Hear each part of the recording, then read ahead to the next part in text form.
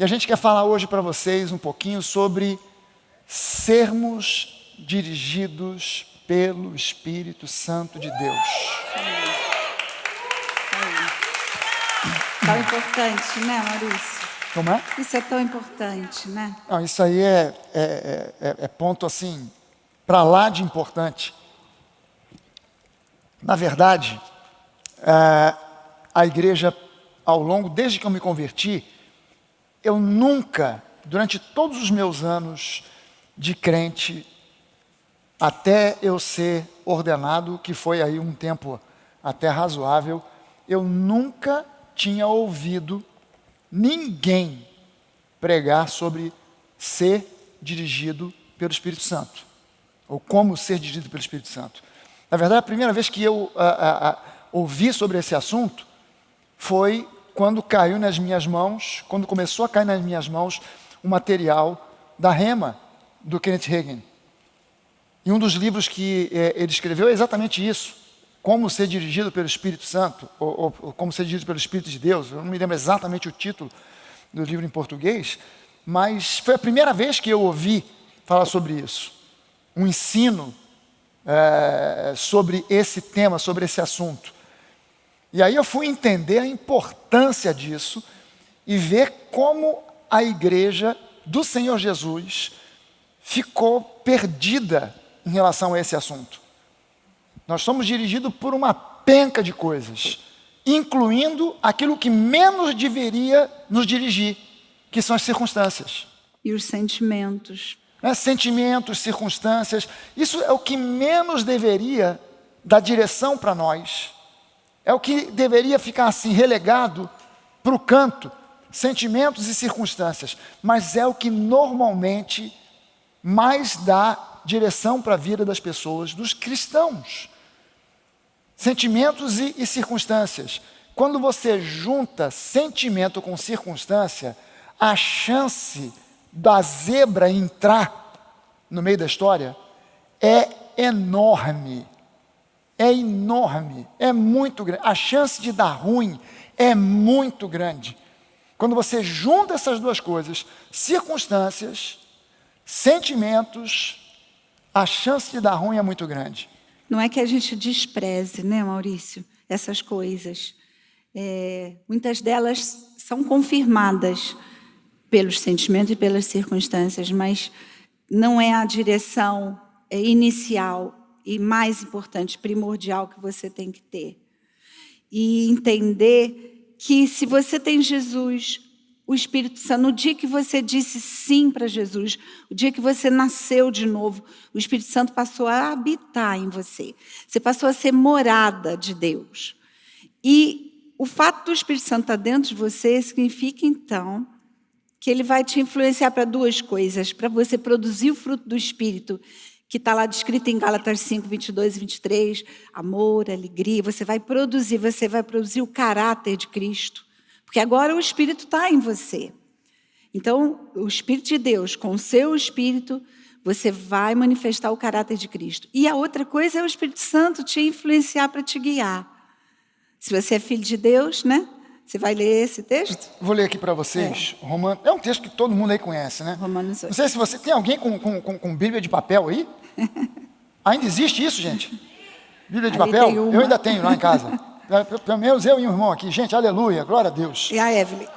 A maioria do pessoal hoje em dia está usando a Bíblia no celular. Romanos 8.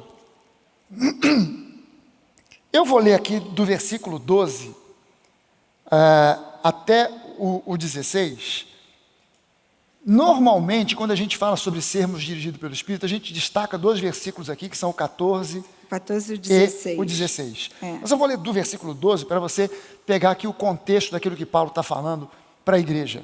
Ele começa dizendo aqui no versículo 12 assim: assim, pois, irmãos, somos devedores, não à carne, como se constrangidos a viver segundo a carne.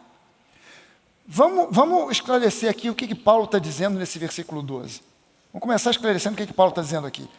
Ele está dizendo o seguinte: nós somos devedores, não à carne, e tudo aquilo que possa estar associado ou ligado à questão da carne.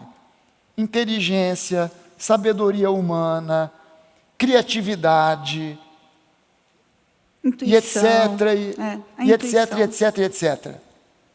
Nós não somos devedores a isso, como se nós fôssemos constrangidos a viver segundo a carne. Ou seja, eu não devo satisfações à carne, e eu não tenho que ficar constrangido agora, como quem diz assim, poxa, eu não posso andar dirigido pelo Espírito Santo, porque o Espírito Santo eu não vejo, mas eu tenho que andar dirigido pela minha inteligência, porque todo mundo cobra isso de mim.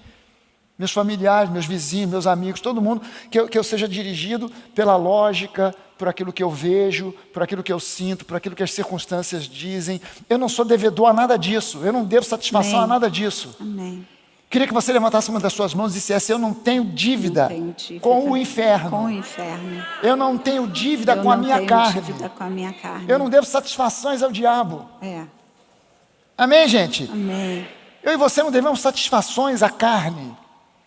Então ele começa dizendo aqui que de cara a gente não tem que ficar constrangido a viver pela inteligência, como se isso fosse a coisa mais elevada que existe. Não, a inteligência é necessária e é bom que você tenha, é bom que você traga o seu cérebro para a igreja também, não deixe em casa, mas a forma mais elevada de nós sermos conduzidos na vida não é pela nossa inteligência, não é pelas circunstâncias, não é pela sabedoria humana.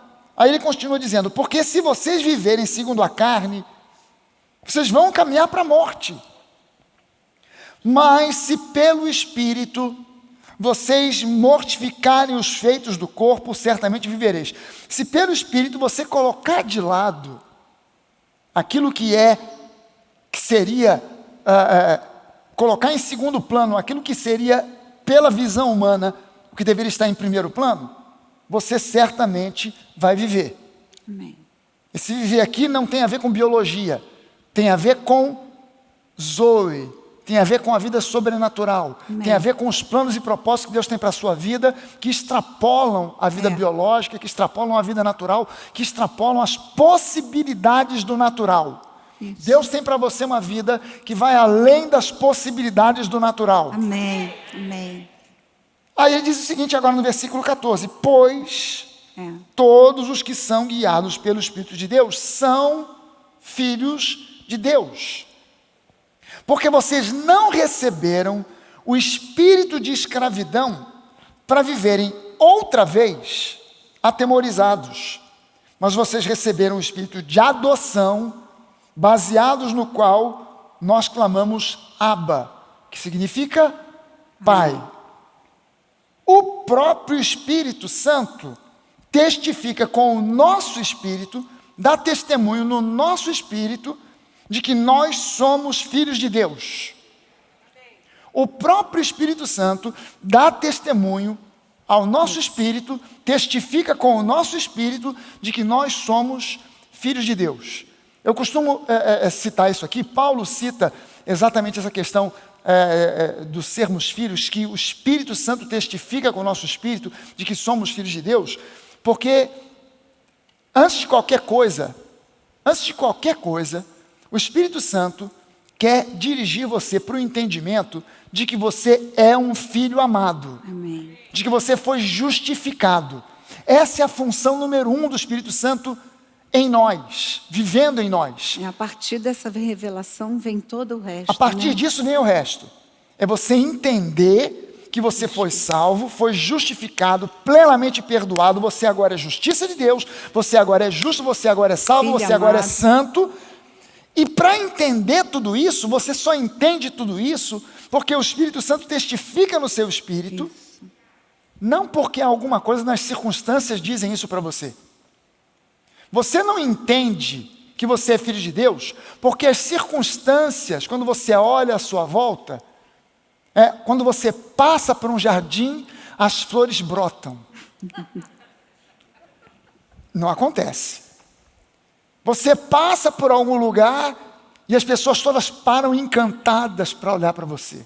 Isso não acontece. As circunstâncias não declaram que você é filho de Deus. As circunstâncias não atestam isso. Os seus sentimentos, muitas vezes, não declaram isso.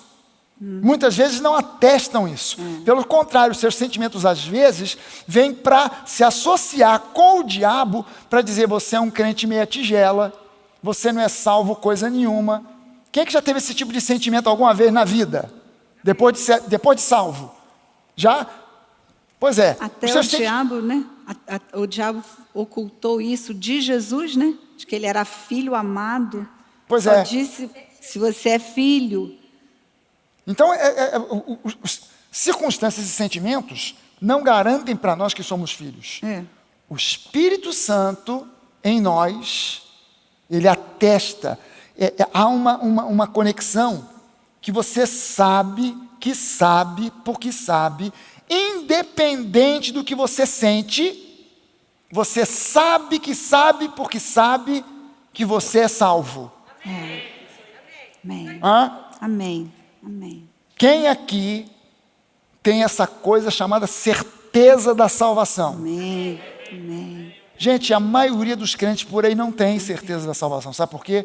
Porque são guiados por sentimentos. Então, hoje, ele crê que é salvo. Amanhã, já não sei mais. Depois de amanhã, não, mas espera aí, agora eu estou sentindo. Já não sinto mais. Eu acho que se Jesus voltar hoje, eu não vou com ele. E as pessoas vivem nessa... Ou então uma dúvida: se Jesus voltar hoje, será que eu vou? Vou ou não vou? Bem me quer, mal me quer. Bem me quer, mal me quer. Vou, não vou. Vou, não vou. Ai, Jesus. E vem junto uma coisa chamada culpa, né? Quando não se entende o perdão pleno, quando não se entende que Jesus já perdoou, que você é justiça de Deus, quando não se entende isso, vem sempre uma lembrança do passado com culpa e acusação. Então, a pessoa não se sente ainda: eu não sou digna, eu não sou salva. Então, olha só, por que Paulo começa falando sobre sermos dirigidos pelo Espírito justamente com a questão da salvação? Porque essa é a questão mais crucial. Aquele que não poupou o seu próprio filho, antes por nós o entregou, será que juntamente com ele não nos concederá, não nos dará gratuitamente todas as coisas? Glória a Deus. Então, olha só, se Deus já nos concedeu a salvação, que é a coisa mais preciosa, mais importante de todas, o resto vem a reboque. Bondade e misericórdia me seguirão. Amém. Não sou eu que vou correr atrás. Amém. É isso aí. Não sou eu que vou correr atrás da bondade e da misericórdia. E é importante você entender que essa palavra misericórdia do Salmo 23, ela também pode ser traduzida como amor, benignidade, bondade, fidelidade, graça. A bondade expressada através da graça me seguirão todos os dias da minha vida. Amém. Não quando eu sentir, não quando as circunstâncias forem favoráveis, mas me seguirão todos os dias. Ou seja, eu sou como um imã. Aonde eu vou, a bondade e a misericórdia vem junto, vem atrás. Não importa onde. No shopping, bondade e misericórdia me seguem. Mudou de lugar, de Mudei país, de endereço. de estado. Bondade e misericórdia me seguem. Trabalho, mudou de trabalho. Mudei de trabalho, bondade e misericórdia me seguem. É isso aí. Amém? Amém. Porque eu sou um imã, aonde eu vou. E por que eu sou um imã? Porque Deus instaurou em mim a vida dele, Zoe. Eu sou uma nova criatura. Então a coisa toda começa, o ser dirigido pelo Espírito começa com a convicção dada pelo próprio Espírito Santo de que nós somos filhos. E por causa do Espírito dando testemunho em nós, nós clamamos: Abba, Pai. É isso aí. Eu não clamo: Senhor Deus do universo, que se assenta num trono dourado e veludo vermelho, lá nas alturas, longe. Escuta a minha oração. Isso é mentalidade de antiga aliança. Na antiga aliança, ó Deus, olha para mim. Não tem sentido na nova aliança você fazer esse tipo de pedido. Ah, Deus olha para mim como se Deus estivesse assim. Nem te ligo. Não. Deus está de olho em você 24 horas por dia. Amém. 24 horas por dia. 7 dias por semana, 365 dias por ano. Deus não tira o olho de você. No contexto de nova aliança. No contexto de antiga aliança, Deus se retirava. Deus ia embora. Deus virava as costas. No contexto de nova aliança, Ele veio para ficar. Amém? Ele botou os olhos em você por causa de Jesus. Ele não tira mais os olhos de você. Então agora, você e eu somos dirigidos pelo Espírito. Sim. Agora presta atenção no que eu vou te dizer. Você e eu somos dirigidos pelo Espírito Santo de Deus. Nós não somos manipulados pelo Espírito Santo de Deus. Há uma diferença. Há uma diferença. Você e eu não somos marionetes nas mãos de Deus. É verdade. Você e eu continuamos tendo uma coisa chamada livre-arbítrio. Então o Espírito Santo te dá um toque. Faz. Não faz. Vai. Não vai. Compra. Não compra. Age. Não age.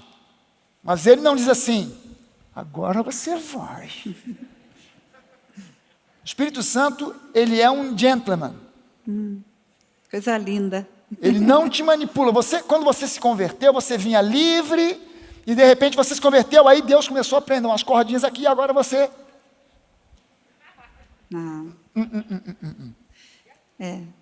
O Espírito Santo te dá um toque. E você é quem decide se vai ou não, se faz ou não, se compra ou não. É você quem toma a decisão final. Um texto que ainda é válido, que era da velha aliança, que ainda é válido, é escolha, né? Vida ou morte. Escolhe a vida. Então ele mostra, mas ele sempre te indica, escolhe a vida. Faça as escolhas que abençoem, vida, bênção. É uma decisão sua, né? Eu gosto muito de alguns versículos que eu separei para botar ali para você. João 16:3 diz assim, porém, quando vier o Espírito da verdade. Eu gosto muito disso, é o Espírito Santo é o Espírito da verdade. Diz então que ele nos guiará em toda a verdade. Ele não falará por si mesmo, mas dirá tudo que ouvir e anunciará a você as coisas que estão para acontecer. O Espírito Santo, ele fala a verdade, e a verdade é a palavra de Deus. Você não sabe disso já, Paulo? A palavra de Deus é a verdade. Então, ele nunca vai dizer nada contrário ao que a palavra diz. Quando você é guiado pelo Espírito, você está sendo guiado pela palavra, porque a palavra é a verdade. E isso te dá segurança. Quando você ouve a voz dele, e você fica assim, será que é a palavra? Você vai ter essa confirmação na verdade, que é a palavra de Deus na sua vida. Amém? Outro versículo que eu gosto muito, que está lá em 1 João 2,27, que diz, quanto a vocês, quanto a nós, a igreja, a unção que receberam dele permanece em vocês, e não precisam que alguém os ensine, mas como a unção dele os ensina a respeito de todas as coisas, e é verdadeira e não é falsa, permaneçam nele, como também ela ensinou a vocês. Essa unção é o Espírito Santo. Tem um outro versículo também de 1 João que diz que a unção já está, nós já possuímos a unção. Então, a unção, o Espírito Santo, nos ensina todas as coisas. Às vezes a gente precisa de ter decisões, fazer escolhas de algo que a gente às vezes nem tem a habilidade para lidar com aquilo, ou então que você nunca experimentou, ou então que você tem medo de um desafio novo. O Espírito Santo é a unção que você já possui, que te ensina todas as coisas. A Bíblia chama ele de guia, né, Maurício? Paracletos. Aham. Ele é o nosso guia, ele é o nosso professor. Você pode confiar na voz dele. É confiável essa direção que ele te dá. E eu lembrei de um exemplo muito legal para trazer hoje aqui de manhã. Quantos de vocês já viajaram para um lugar em que você, por conta própria, foi desbravar, foi conhecer, e sozinho você pegou sua mochila e foi? Nós dois já fizemos isso uma vez. Quando a gente fez 25 anos de casado, nós fizemos um mochilão na Europa. E eu lembro que nós fomos, na época, quase não tinha muito acesso assim na internet, a um Wi-Fi na rua, né?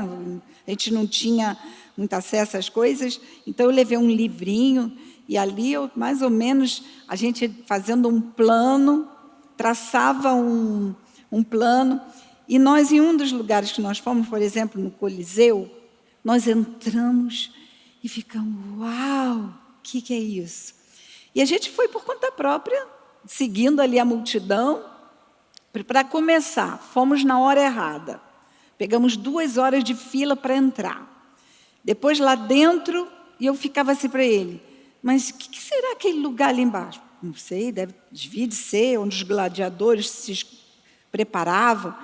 Nossa, mas e aqui? Será que é essas arquibancadas? A gente assim, o livro dizia muito pouco. E nós andamos ali, fomos embora. Depois nós conversamos com um casal que tinha ido com guia. Vocês foram num lugar assim, assim, assim? Não, nem chegamos perto, não conhecemos. Depois, numa outra vez com a viagem de Israel, com um grupo, nós fomos com um guia. Era até uma guia, mulher. Uhum. Gente, o que é aquilo? Aí eu conheci o Coliseu. Ela levou a gente na hora certa, porque ela, como guia, sabia o que era o melhor. Ela sabia o melhor horário para ir. Nós entramos por um lugar que fazia sentido, tinha todo sentido começar por ali a excursão, para poder ir passo a passo, entendendo, formando, né, uma visão do que tinha sido aquele lugar. Ela contou coisas que eu não sabia. Ela direcionou a gente aos lugares especiais que só os guias sabem. Então, aquilo trouxe para mim um ensinamento que muitas vezes a gente quer andar nessa vida por conta própria. Você quer governar os seus passos. Você quer sair por conta própria. Eu quero te dizer que você precisa de um guia. Você precisa do Espírito Santo. Isso não é uma opção. Isso nos dias de hoje, é uma necessidade de você ser guiado. Olha, Ele te leva para os melhores lugares. Ele te leva no momento certo. Talvez você tenha feito a escolha certa na hora errada. Ele sabe qual é o melhor momento para você se casar, para você fazer mudanças radicais do tipo mudar de trabalho, mudar de cidade. Ele sabe o momento certo. Ele sabe te mostrar verdades a respeito de coisas que você talvez sozinho não conseguisse ver. Então, você precisa dele como seu guia. E ele está aí. Ele está aí, pronto a te guiar. E depois, o outro versículo que eu queria compartilhar com vocês, diz assim, que é também 1 João 2:27. Mas sobre vocês, Cristo tem derramado seu Espírito. Ele já tem derramado. Enquanto o Espírito Santo estiver em você, não é preciso que ninguém os ensine, pois o Espírito ensina a respeito de tudo.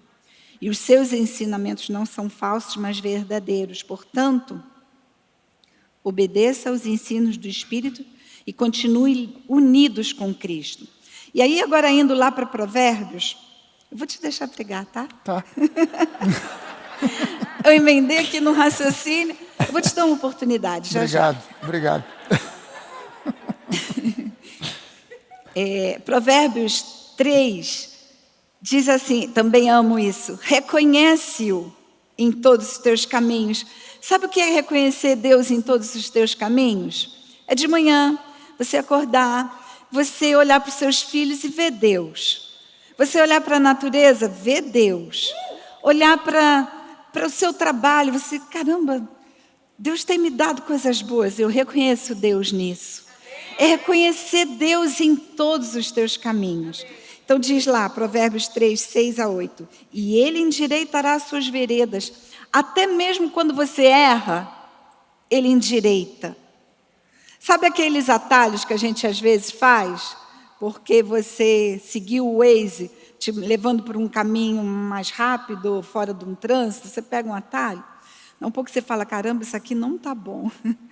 Deixa eu voltar lá para aquele principal, para aquela pista principal. Deus é assim, quando você o reconhece em tudo que você faz, às vezes você dá uma saída do trilho, né, da vontade dele, mas ele te endireita as veredas.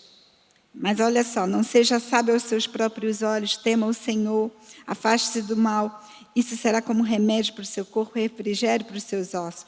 Então ouvir a voz de Deus é vital para a gente desfrutar o plano perfeito de Deus para a nossa vida. Eu, às vezes, converso com pessoas, com mulheres, com famílias, que dizem assim, eu não sei se eu estou fazendo a vontade de Deus.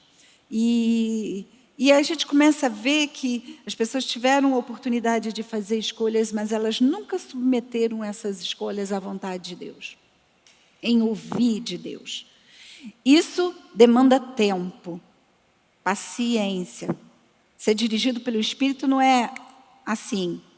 É você esperar para ouvir de Deus.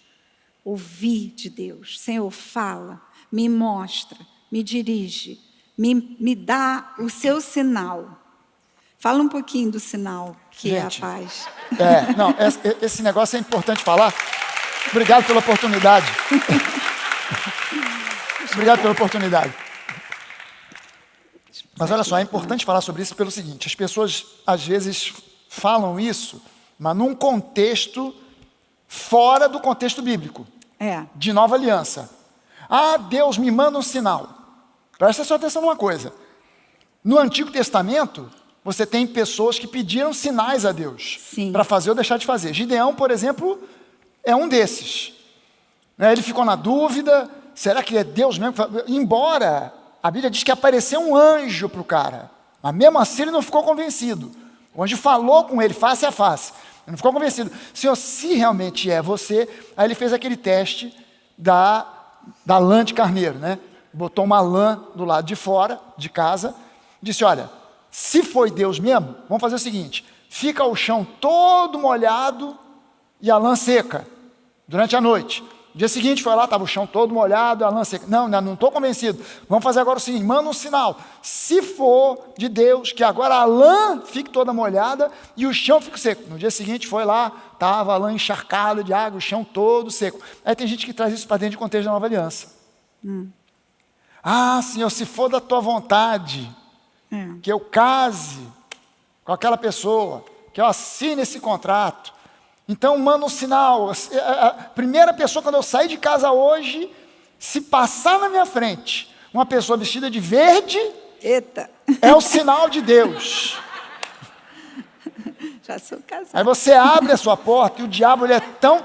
Porque Deus ouve a tua oração, mas o diabo também ouve. É verdade. Aí o diabo faz passar na sua porta um sujeito que está indo para um protesto de preservação da Amazônia, vestido de árvore. Ou ele está fantasiado de Robin Hood, vestido de cap verde, calça verde, tênis verde, tudo verde. Aí você, é o sinal de Deus. E, no entanto, foi exatamente uma distração que o diabo colocou na sua frente. Porque, olha a diferença, no Antigo Testamento, Gideão, Davi, Moisés, nenhum deles tinha o Espírito Santo habitando neles. Olha só o que a Bíblia diz, Jesus disse isso, dentre os nascidos de mulher, não está falando dos nascidos de jegue, dentre os nascidos de mulher, ninguém jamais no mundo inteiro na história humana, foi maior do que João Batista. Foi Jesus que disse isso. É vero? Sim. Amém. No entanto, o menorzinho no reino de Deus, no contexto da nova aliança, é maior do que João Batista. Então olha só o que Deus está dizendo. João Batista, Davi, aquela turma toda, Gideão, nenhum deles tinha o Espírito Santo de Deus habitando neles para guiar, para dirigir. Então eles precisavam de sinais, eles precisavam de coisas exteriores, eles precisavam de circunstâncias, eles precisavam de uma série de coisas que mostrasse para eles, se não fosse Deus aparecer ao vivo e a cores, né, na forma de um anjo, ou um profeta, alguma coisa, tinha que haver algum sinal. Na nova aliança, você e eu não somos dependentes de sinais. Sim. Você não vai ver em lugar nenhum Paulo pedindo sinal para Deus para ir ou deixar de ir. Você não vai ver nem Jesus pedindo sinal de Deus para ir ou deixar de ir, para fazer ou deixar de fazer. Então, isso hoje na nova aliança é uma estupidez. É desvalorizar o Espírito Santo que habita em você. Me manda um sinal porque o Espírito Santo não está sendo suficiente. Opa, peraí, será que o Espírito Santo em você não é suficiente para te dar a direção que você precisa? Você ainda precisa de sinal? Não, você tem que confiar porque você vai na direção que o Espírito te dá pela fé. Não é porque houve uma confirmação de um sinal, mas é porque pela fé você crê que aquilo que ele está te dirigindo é o melhor para você. Então olha só, quando você vai aqui, por exemplo, aqui em Atos 16, diz aqui que Paulo chegou também a Derbe e Listra. Ali ele conheceu Timóteo, etc. E no versículo 6, diz assim: e percorrendo a região frígio-gálata, tendo sido impedidos pelo Espírito Santo de pregar na Ásia. Não importa aqui agora se você conhece ou desconhece geografia bíblica. Tá? Não importa aqui agora, não vamos entrar no detalhe da geografia bíblica. Mas eu vou te dizer uma coisa. Conhecendo você ou não geografia, você conhece que uma das igrejas que Paulo supervisionava era a igreja de uma cidade chamada Filipos, para a qual ele escreveu inclusive uma carta intitulada a Epístola aos Filipenses. Todo mundo aqui sabe disso? Aleluia, 4 pessoas que frequentaram a escola bíblica sabem. Peraí, quem que sabe aqui que existe uma epístola chamada Epístola de Paulo aos Filipenses? E que essa epístola, essa igreja ficava na cidade de Filipos. Essa região onde Paulo aqui está dizendo que ele foi agora para pregar, é a região exatamente onde estava a cidade de Filipos. Ele queria ir para um outro lugar. Veja só o seguinte, Jesus deu a seguinte ordem para os seus discípulos: ide por todo o mundo e preguem o evangelho. Todo mundo, eu fui consultar isso no grego, também consultei no hebraico, e vi que todo mundo significa tudo quanto é canto. Ok? Tudo quanto é canto. Seja cidade grande, cidade pequena, interior, subúrbio, não importa onde, todo mundo. Paulo tinha era ruim o plano, era maligno, era do diabo a intenção de Paulo de ir para a Ásia pregar o evangelho? Claro que não. Não, era uma boa intenção, mas era a vontade de Deus para Paulo naquele momento? Não. Aí diz aqui agora, que à noite, no versículo 9, sobreveio a Paulo uma visão, na qual um homem macedônio, ou seja, pela maneira de se vestir, você sabe que essas regiões muitas vezes têm vestes tradicionais. Você vai no Nordeste e tem uma veste tradicional do Nordeste, aquele tipo de chapéu, aquele gibão de couro, etc. e tal. Você vai no Rio Grande do Sul, existe uma maneira tradicional de se vestir do gaúcho, não é? E você olha e você não confunde, né, o vaqueiro nordestino com o gaúcho, porque são pelas vestes você identifica, ainda que o nordestino fale bem-vindo, tchê. Mas pela veste, você identifica. E ainda que o gaúcho fale, seja bem-vindo, bichinho, você, pela veste, sabe que aquela veste é uma veste do sul e a outra é uma veste do nordeste. Então, pela aparência, Paulo identificou que era um homem da região da Macedônia que estava de pé e lhe rogava, dizendo: passa a Macedônia, vem para a Macedônia e nos ajuda. Assim que teve a visão, imediatamente procuramos partir para aquele destino, concluindo que Deus nos havia chamado para lhes anunciar o Evangelho. Aí Paulo vai para essa direção da Macedônia e funda ali a igreja de Filipos. Mas mais importante do que isso é você entender como é que essa igreja foi fundada. Olha só o que ele diz aqui. Vou pular alguns versículos aqui, porque ele, no versículo 12 diz que chegou a Filipos, cidade da Macedônia, e ele diz aqui no versículo 13, no sábado, saímos da cidade para junto do rio, onde nos pareceu haver um lugar de oração. E assentando-nos, falamos às mulheres que ali tinham concorrido. E certa mulher chamada Lídia, da cidade de Tiatira, vendedora de púrpura, temente a Deus, nos escutava. O Senhor lhe abriu o coração para atender às coisas que Paulo dizia. E depois de ser batizada, ela e toda a sua casa, toda a sua família, nos rogou dizendo, se julgais que eu sou fiel ao Senhor, entre na minha casa e fiquem ali. E nos constrangeu a isso. Você continua lendo, e aí você vê que em Filipos, Paulo agora, ele vai andando pelas ruas, encontra uma jovem possessa de um espírito de adivinhação, ele expulsa esse espírito dessa jovem, e ele, por causa disso, acaba sendo preso. Na prisão acontece um milagre, a prisão é sacudejada, as portas se abrem, o carcereiro ia se suicidar, porque pensando que ia sofrer um castigo terrível, Paulo fala para que ele não cometa suicídio, se converte o carcereiro e toda a sua família. Olha. E essa é a história do começo da igreja de Filipos. Agora imagina se Paulo olhasse e dissesse, mas tudo está concorrendo aqui para eu ir para a Ásia, e é para lá que eu vou. Porque lá tem essa circunstância, o mar está favorável para navegar, é a época certa, e afinal de contas, nós temos que ir por tudo quanto é canto mesmo pregando o Evangelho, então eu vou para a Ásia. Talvez você não tivesse hoje essa história registrada em Atos, talvez você não tivesse a igreja de Filipos, talvez você não tivesse uma série de coisas, talvez você e eu não estivéssemos aqui. Mesmo. Porque talvez a história toda teria sido alterada por falta de alguém ouvir a voz do Espírito Santo dizendo, não é para cá que eu quero que você vá, é para lá, é para a região de Filipos, porque lá eu tenho um plano e um propósito para agora, porque depois, mais tarde, Paulo se dirigiu para a Ásia e fundamentou várias igrejas lá. Mas naquele momento, qual era a direção de Deus para Paulo? É para esse canto, porque ali é onde eu vou fazer um estrago no inferno. Se converteu a primeira convertida de Filipos, Lídia, que era uma mulher muito rica, porque ela era comerciante de púrpura, e púrpura era um tipo de pigmento que só as pessoas de muitas posses podiam comprar para tingir a roupa, para ela ficar com uma cor diferente, porque tudo era bege. Cru, né? Tudo era bege, era cor de algodão e de linho. Então tudo era em tom de bege, mais escuro, mais claro.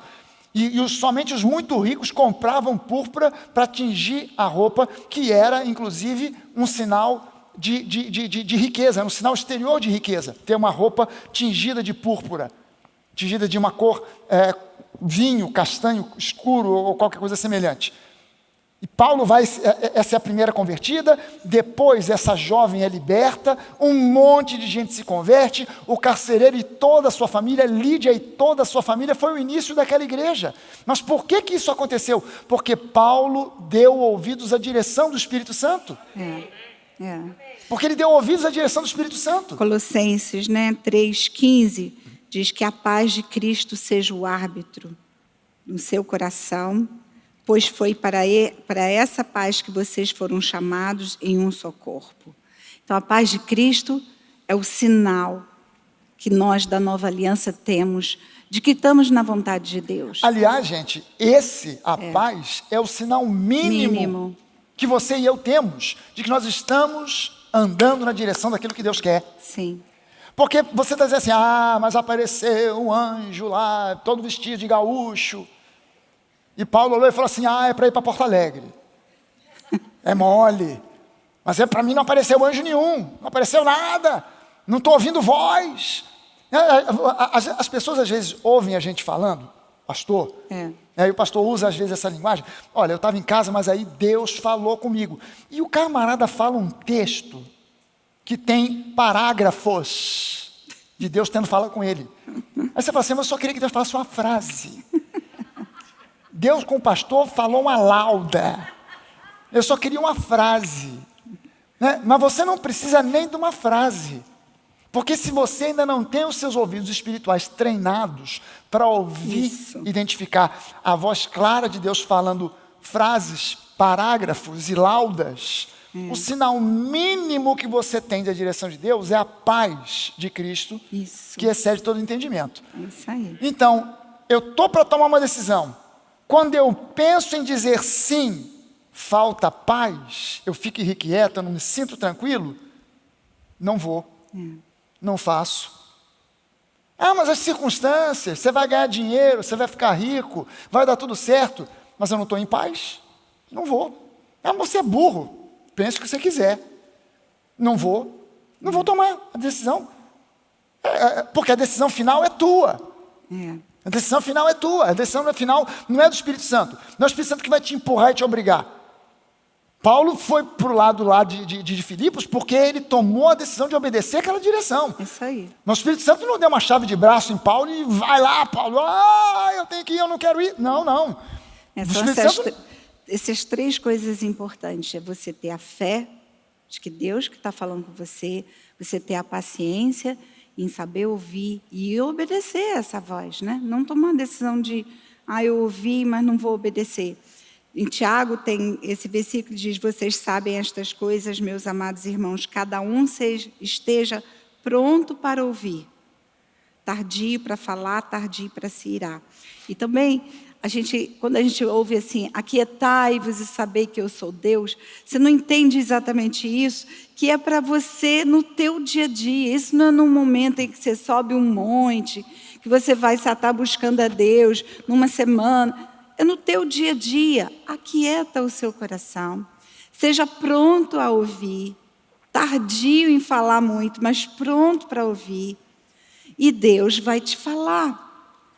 A palavra de Deus diz assim, se vocês que são maus, quando um filho pede, peixe, vocês não dão, pede pão, vocês não dão pedra, pede peixe, você não dá uma serpente, então imagina o vosso Pai Celestial te dará quando você pedir o Espírito Santo.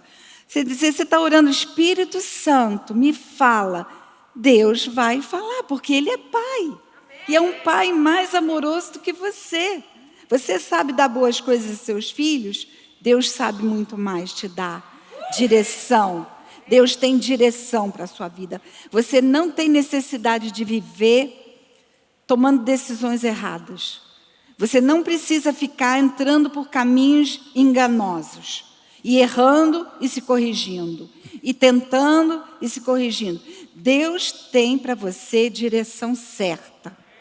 O Espírito Santo está aí, dentro de você. Então, aquiete o seu coração para você estar pronto para ouvir. E pronto para ouvir, obedeça. Mas as circunstâncias, os sentimentos... Obedeça essa paz. Ela é a direção para a sua vida. E ser guiado pelo Espírito Santo é maravilhoso. E, gente, é lógico que você não vai ficar agora numa paranoia danada. Parou dizendo de uma sorveteria. E aí, Espírito Santo, é de morango ou de chocolate? Pelo amor de Deus, tá? Não chega a esse ponto, não. Tá? Mas há decisões que são cruciais e você tem que parar para ouvir. Sim. Há decisões que são cruciais que você tem que parar para ouvir.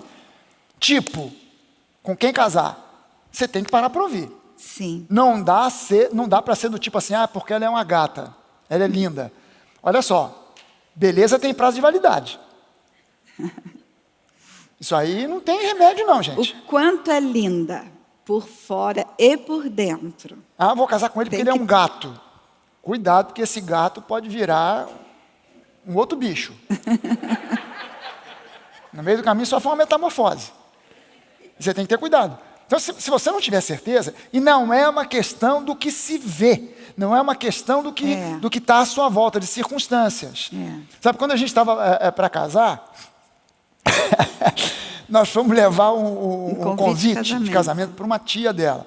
Aí fomos, faltava 15 dias para o casamento. E aí nós fomos na casa da tia dela, levamos o convite, entregamos o convite e ficamos aquele sarau, né? Senta, toma um cafezinho, um refrigerante, uma água, não sei o que. Tá. E antes da gente ir embora, a tia dela, muito crente, falou assim, então vamos orar para saber se é de Deus, a vontade de Deus, esse casamento, né? Vamos orar, Pai, revela. Faltando 15 dias para casar, gente. Faltando 15 dias para casar. Ser, né? Agora, tu imagina se eu não tivesse uma convicção muito grande de que era da vontade de Deus que a gente se casasse, eu talvez ali metesse um pé atrás e dissesse, opa, eu acho que agora a gente tem que parar para pensar, mas só faltam 15 dias. Não, porque eu não sei se é da vontade de Deus. Cara, você tem que uma decisão dessa, você não espera para ouvir de Deus, Senhor, quando eu chegar lá no altar, que o pastor perguntar, aceita, fala comigo, o que devo dizer? É sim ou é não? Ali não é mais a hora não, querida. Agora ali é sim, acabou. E se eu estiver fazendo casamento e eu perguntar, aceita, você disser não, eu vou dizer, declaro, casado, em nome do Pai, do Filho, do Espírito Santo, vá. Quero nem saber. Chegou até ali. Então, há certas coisas que são cruciais e que você tem que parar para ouvir, não pode tomar uma decisão, vou assinar um contrato de sociedade. Cara, você tem que parar para ouvir.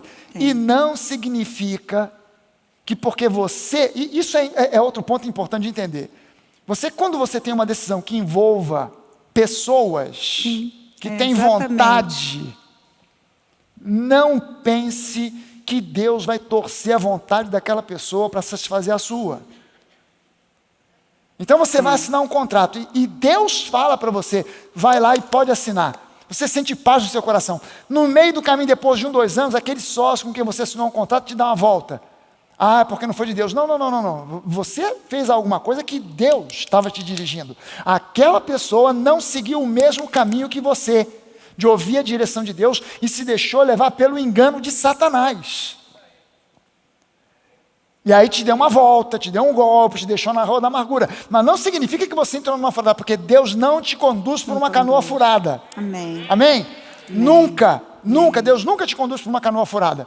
Deus te conduz, mas quando você tem pessoas, é diferente. Você orar por coisas é diferente de orar por pessoas. Sim. Envolve a vontade, você pede, né? a Deus, envolve a vontade da pessoa. Você está orando, pedindo a Deus por um carro novo. Um carro não tem vontade. Deus te abençoou com a grana para comprar o carro. Você não chega lá e fala assim, e aí, carrinho? És tu ou não és tu? E o carro olha para você e fala assim, o carro não tem vontade. Agora, com quem casar, com quem se associar, com quem andar, com quem formar amizade, etc. e tal, é outra história. Então, há pessoas que hoje estão andando nos caminhos de Deus, com quem você se associa e que amanhã podem se desviar desses caminhos. Sim. Significa que aquela amizade, aquela junção ali não foi de Deus? Não, porque a pessoa tem vontade e tem escolhas. E ela tem o direito de escolher. Quando se envolve uma questão de família, crê no Senhor Jesus e será salvo, tu e tua casa. Você pode orar pelos seus familiares para que eles se convertam? Sim. Você deve orar por eles? Crer. Sim. Deus vai fazer com que eles cheguem lá? Na salvação. Vai. Por quê? Porque há uma promessa. Então, o que Deus vai fazer? Deus vai agir no coração daquela pessoa, amolecendo aquele coração, ao longo de dias, semanas, meses e às vezes até mesmo anos. Quantos aqui não foram os primeiros ou o primeiro na sua família a se converter, mas alguém se converteu primeiro e você era extremamente contra igreja, pastor, Bíblia, Evangelho, Jesus, mas ao longo do tempo, de alguma forma, o Espírito Santo foi trabalhando e não foi por um convencimento intelectual, não foi por causa de explanações filosóficas bem feitas, mas alguma coisa, de alguma forma, em algum momento, tocou dentro, houve um rebuliço e você se converteu. Com quantos isso aconteceu aqui? Espera aí, deixa eu ver direito. Uau! Nossa. Sabe por que eu lembrei disso? Porque eu estou vendo aqui o Ronaldo. Ó. Esse camarada, quando eu conheci o Ronaldo não era um camarada espiritual, que estava orando e tal, mas a pastora Neiva tinha uma promessa sobre a vida dela, crendo. Hoje, este homem é uma manteiga derretida. Hoje, este homem tem um abraço que é praticamente uma fagocitose de uma célula que encontra um coronavírus, aquela célula de defesa que encontra o coronavírus e abraça assim e engole. É o abraço mais gostoso de toda a nova igreja. É o abraço do Ronaldo. E é um cara que tem um coração, ele tem um coração de pastor. Mas esse camarada ele não se converteu, conheceu a Neiva. Vou me entregar para esse Jesus, é hoje.